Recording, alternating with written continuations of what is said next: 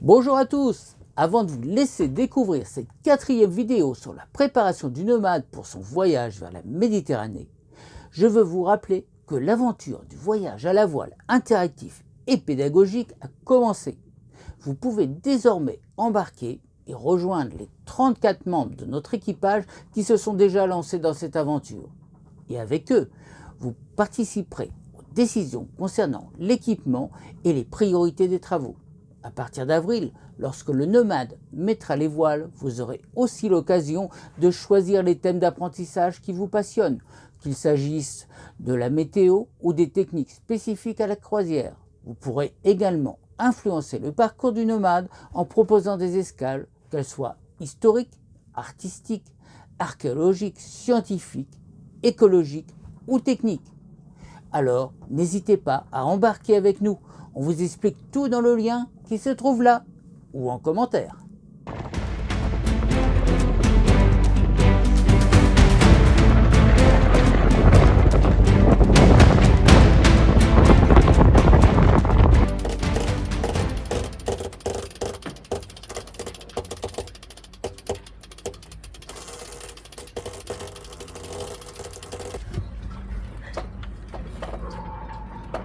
On se fait les bras, hein. D'habitude on le fait avec le guindeau.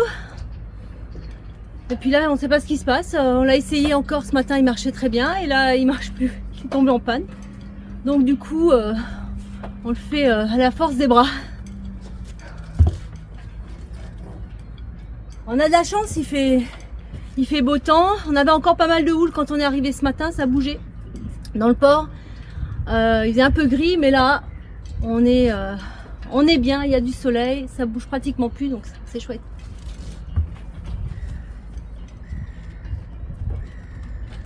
Si t'as besoin de matos en plus, je peux te le monter, hein. Ok.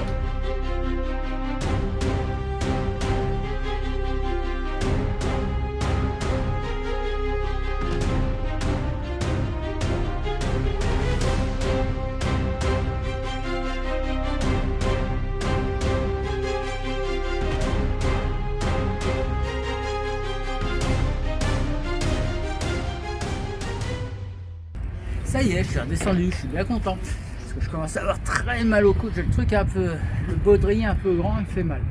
Donc maintenant qu'il est fixé en haut, il va falloir qu'on le fixe en bas. Alors là maintenant on a encore pas mal de manœuvres. Parce que on voit, bon, il y a un peu d'espace, ce qui est normal parce qu'il y a de la courbure là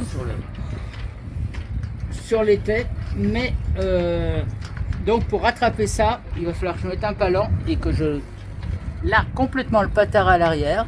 Et que je largue aussi le bas-étais, parce que le bas-étais il tire au niveau des barres de flèche, hein, le mât étant comme ça, l'avant étant là, il tire au bout des barres de flèche et quand on tire là, il a tendance à ramener le mât sur l'arrière. Donc il va falloir que je le relâche pour redresser le mât et en lâchant le patara, on va le ramener un peu sur l'avant, tirer ici au palan, le positionner à sa place et normalement on aura fini. Toujours notre tête cassage.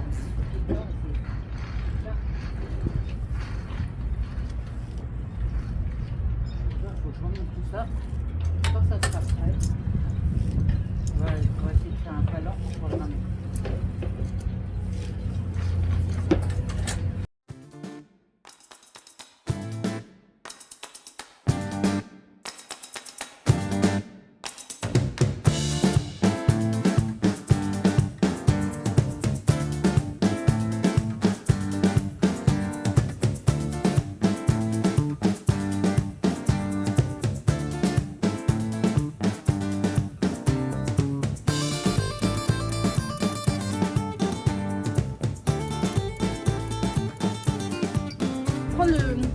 L'ancien bout de l'enrouleur, je vais regarder s'il a la même taille que le nouveau qu'on nous a offert chez Atelier Câble. Je vais vérifier ça.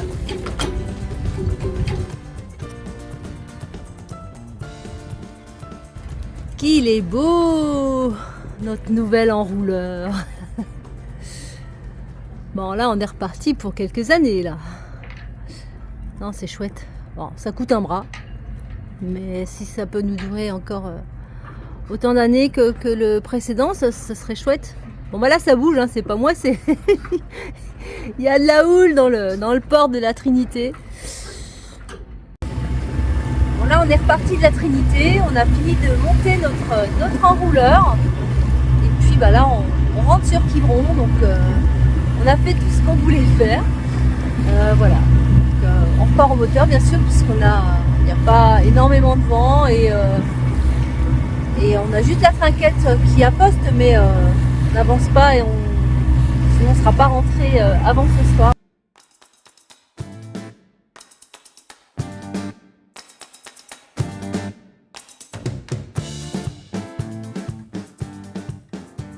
Bon les amis, là je suis dans la cabine arrière, je vais m'attaquer à un gros morceau, c'est le réservoir de gasoil qui avait des tendances à fuir un peu. En tout cas ça sentait fort, je retrouvais un peu de gasoil dans les fonds, et ça j'aime pas trop. Alors j'ai testé, a priori ça vient pas des jointures, il n'a pas l'air de fuir par la cuve elle-même, mais par contre j'ai l'impression qu'il fuit quand il est plein, quand on gîte un peu, par le regard qui est ici là. Je sais pas si vous voyez, il y a un regard qui a été découpé par un des anciens propriétaires certainement. Il avait mis un système de joint de mousse qui part en morceaux. Ça je sais pas, c'est de la colle ou je sais pas quoi. Il avait collé un joint et tout ça ça devient poreux et ça fuit. J'ai regardé à la gîte, ici c'est humide au niveau gasoil quand on gîte. Donc je vais tout démonter, je vais enlever l'ancien joint et je vais remettre un joint neuf. Alors là ça y est, la trappe est démontée. Alors là on voit, hein, le dessus du réservoir est ici, ça tient comme ça. Et ce joint là était censé faire de l'étanchéité. On voit rien que là, regardez, on voit que le gasoil de toute façon, il passait par là. Donc ça va être à refaire. Et puis, quand on regardez l'intérieur du réservoir, on voit qu'il y a quelques dépôts. Je vous mets la lumière, voilà. On voit qu'il y a quelques dépôts à l'intérieur. Je vais mettre la lumière pour voir si vous voyez. Ça, c'est ce qui va... Voilà, là on les voit, les dépôts. On voit dans le fond les taches noires, là c'est des dépôts, des trucs qui peuvent boucher les injecteurs et autres. Donc je vais être obligé de vider le gasoil, vider le réservoir avant de remonter la trappe. Alors voilà ma plaque démontée. On voit là j'ai enlevé les fixations qui servaient à serrer la plaque sur le réservoir. Et voilà ce qui servait de joint. On voit que voilà l'état, c'est une espèce de colle qui s'est complètement qui est partie quoi. Elle tient plus rien. Et ici on a la plaque et on voit qu'il y a encore du résidu de gasoil là-dessus. On voit qu'il y en a pas mal. Et de colle, un mélange. Bon, ben voilà, je viens de finir de nettoyer la cuve. Là, elle est propre. Tout est propre dedans. Il me reste à le remonter.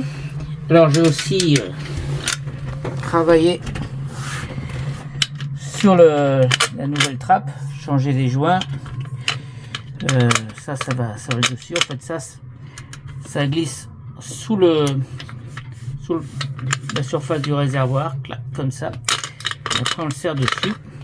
Donc c'est ce que je vais faire. Je vais le remettre et puis on va voir. Normalement tout doit être étanche maintenant. Alors ça y est, là je viens de remonter la trappe. C'est fait. Tout est refixé. J'ai remis le joint donc est neuf. J'ai resserré là-bas la jauge. Et j'espère maintenant, après un bon nettoyage, comme vous avez vu tout à l'heure, que il n'y aura plus de problème au niveau des odeurs de gasoil. Voilà, je continue à poncer mon plancher intérieur. Je pense que j'en ai encore au moins pour une bonne heure. Et après, j'aurai plus qu'à attaquer la dernière partie vers la cabine avant. Je vais vous montrer ça, vous verrez la différence. Vous voyez, là, j'ai déjà enlevé pas mal. Alors, il y a des endroits comme ici où... je peux plus trop poncer parce que du coup c'était pas mal abîmé Et puis vous voyez, donc du coup au bout là-bas c'est encore la partie à poncer, on voit vraiment la différence, c'était quand même très très foncé. Et voilà, donc j'ai encore toute cette partie là, vous voyez. Et puis ensuite j'attaquerai le dernier morceau. Et voilà, le plancher est terminé, il a été vitrifié, on a mis donc 3 couches.